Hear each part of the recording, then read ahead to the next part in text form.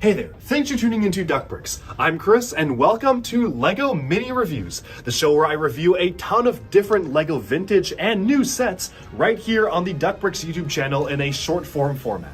So I have a ton of Bricklink orders to get through as well as just associated LEGO purchases, and I figured instead of making a mega video where I go through every single one that's hours long, why not break it up into separate mini reviews? And so in addition to our normal 3 videos a week schedule, be sure to stay tuned for a mini review dropping every single day where we do not normally have a standard video releasing. I hope you enjoy, and let's jump right into our first pick.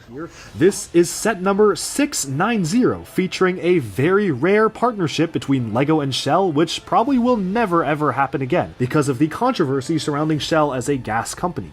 So it's really interesting to see LEGO actually build a set that has these fully printed Shell logos and partnerships here. It's a very strange and odd micro-scale LEGO set, which again was before the minifigure, but definitely something that you do not see every day and one that I was very eager to get my hands on.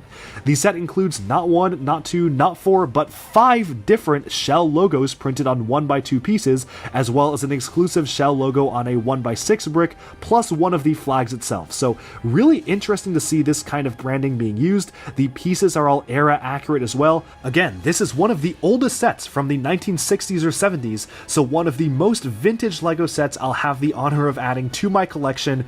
Really happy to pick this up. Nothing much I can say about the build because it is just simply stacking bricks on top of each other, but it is just really cool to see a build like this featuring truly vintage LEGO pieces and a subject matter that will never be made with LEGO again, at least in partnership with this company.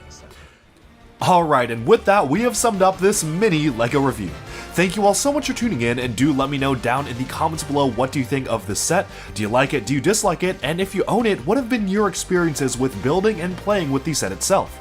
Also let me know in the comments if you like this format of mini reviews. I'm trying to put them out on a fairly regular basis, so thank you so much for tuning in, and I'll talk to you again very soon. Like and subscribe for even more LEGO news, reviews, discussion, and analyses coming your way very, very soon.